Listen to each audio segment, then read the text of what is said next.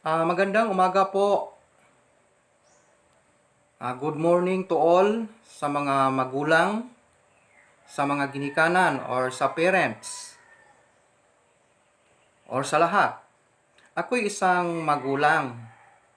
I have children still in elementary, in high school, junior and senior, and I have one college students. I'm a graduate of Doctor of Philosophy and School Management. I wish to share this video to all parents for my ideas and suggestions para ma-observe ang social distancing this coming opening of school year 2020-2021.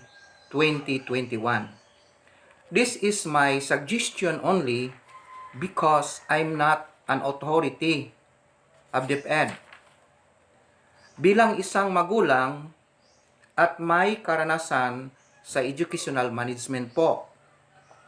Again, this is my suggestion po. Because as I said, I'm not the DepEd authority. Kung nagustuhan ninyo ang idea ko po, please mag-likes po kayo and share. Dahil sa COVID-19, pag lumabas tayo sa bahay, kailangan ang social distancing, wearing a face mask. So, sa paaralan po, sa elementary, high school, or sa college, ito ang suggestion ko po. May DepEd po na program o Department of Education program. Ito'y tinatawag na ADM, Alternative Delivery Mode of Teaching. Tatlo ito. Open high school or distant education. ADM-SII, Alternative Delivery Mode School Initiated Intervention, and the EASE, or Effective Alternative Secondary Education. This program is to address the SARDOS, or student at risk in dropping out. Sa ngayon, dahil may COVID, ito ang suggestion ko po. Focus tayo sa ADM-SII, or Alternative Delivery Mode School Initiated Intervention. By applying the SBM, School-Based Management, programa ito sa gobyerno, na ang lahat mula sa baba pataas, with the cooperation of the external and internal stakeholders. Tinatawag ko ito ngayon nga CMIP, SBM, ADM-SII, Classroom Management Intervention Program through School-Based Management, Applying Alternative Delivery Mode School Initiated Intervention. Bakit or why? To observe the social distancing. How?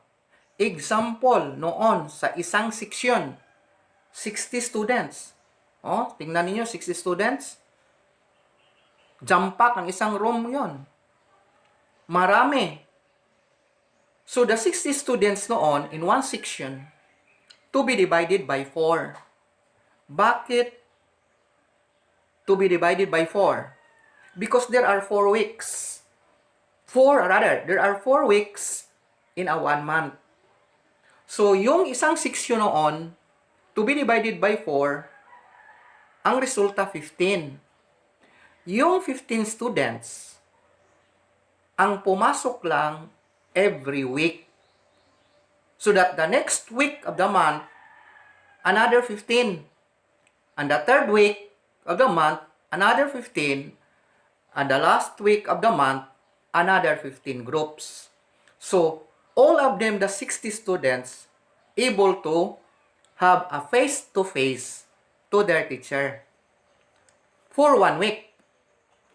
In that face-to-face for 1 week, what the students do or the teacher? We have quiz. We have weekly or chapter test. We have the long test. We have the oral or board work. We have the actual hands-on for technical vocational such as cooking, baking, and etc. And this shall be called a face-to-face for 1 week. And the teacher can evaluate the progress of the learners. The rest of the weeks of the month, the 3 weeks, shall be home-based. In the home-based, all competencies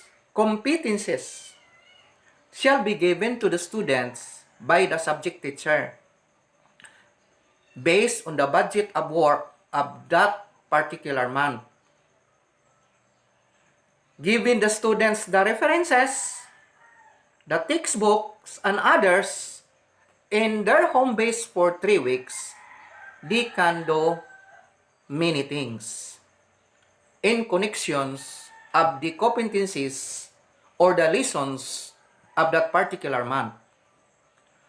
So the 60 students per section, as I said, of that particular month, able to meet the teacher, but only 5 days. What is 15 out of 60? Example, 15 out of 60 is 1/4. Therefore, if your school total population is 2,000, the number of students will go to your school every week is only 500, the 1/4. In other words, reduce the number of population inside the school. Therefore, the social distancing is properly observed. And even in the street, even in the city, because the 1/4 population is reduced, or the 1/4 of the population is only the one going to school, therefore the traffic in the city is also reduced. Sabi sa DepEd, virtual learning. Yes, this ADM-SII found effective in learning. Why? Some schools applied for SARDOS. So I call this CMIP, SBM, CMIP Classroom Management Intervention Program, School-Based Management, applying ADM-SII, Alternative Delivery Mode, School-Initiated Intervention, to reduce to 1/4 of the population of the school to come in school, campus, every week. But 100% of the students able to face-to-face the subject teacher. Yes, there is a teleteaching or using Wi-Fi is good. But some parents, like the poorest of the poor, of the parents, they have no Wi-Fi. So, we cannot make an effective teaching to all. But if ever they can also afford to have a Wi-Fi for teleteaching, but in the provinces, in the municipalities, the connectivity of the internet is very slow. It's okay in the city. About the periodical exam, again, about the PTA meeting shall be done 4 days. Why? Because we must to group it by year level. Let us say Monday for grade 7. In the morning and the afternoon, grade 8. And by Tuesday, grade 9 in the morning, and so on and so forth. Why we have to do it by year level?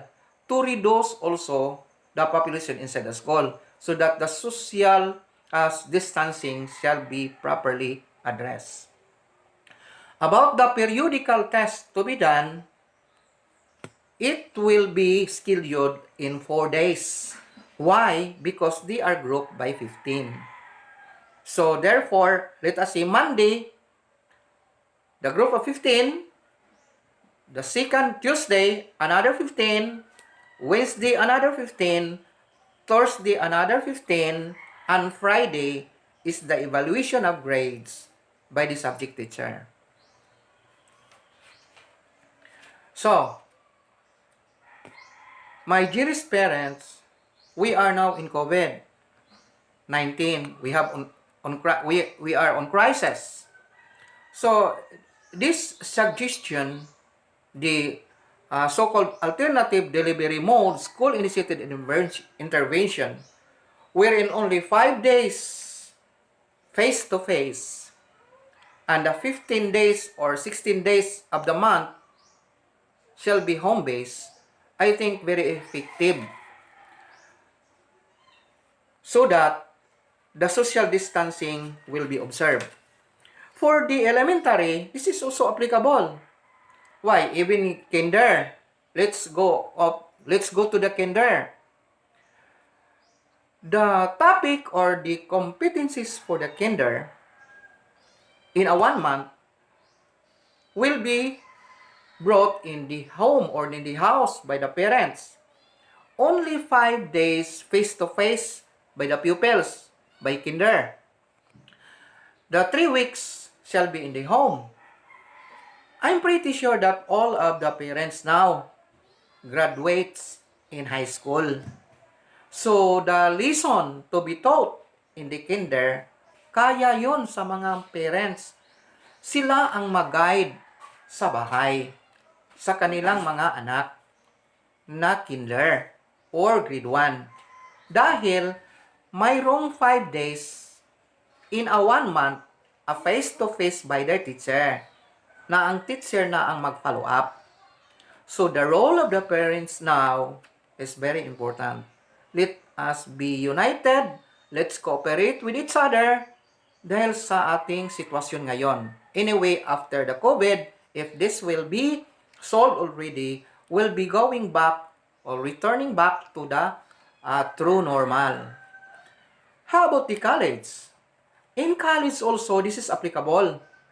Only 5 days face-to-face in a 1 month to their students, and the other number of days of the month, days of that particular month, shall be home-based. Like, for example, in the subject of college algebra. In the college algebra, only the 15 classes in a 1 section, because most of the college in a 1 section, at most 60 students. So the 60 students will be divided by 4. So that becomes 15. So it is already good in a classroom to observe the social distancing. And the 15 shall be holding classes for 1 week only. Then to the another 15 for other week, and the 3rd week, and the 4th week. And the rest of the days of the month, the students must be in their home for home base. To summarize, the CMIP SBM or Classroom Management Intervention Program, School-Based Management, Teaching Strategy in School to observe the social distancing by applying ADM-SII or Alternative Delivery Mode School-Initiated Intervention on how 1 week face-to-face of the students to teachers in a 1 month, and in that 1 week face-to-face to their teachers, they have short quiz, weekly and chapter test, long test, board work or oral, actual hands-on for the laboratory such as cookery, baking, and others. And in this 1 week face-to-face, the evaluation by the teacher to our learners on their progress of learning shall be done. 3 weeks shall be home-based in that particular month. So the lessons are given to the students. And the lessons also are simplified, prepared by the subject teacher. Why simplified? So that the students can easily understand the presentation of the lesson. References and textbooks and others shall be provided to students as their guide. The periodical test to be scheduled in 4 days. Because as I said, they are now grouped into 4. The one section of 60, which is 15-15. If that is a 60 students in a one section. If 40, it is already 10. It's group. And examination should be done Monday, Tuesday, Wednesday, Thursday. And by Friday, the teacher is evaluating or computing the grades of the students.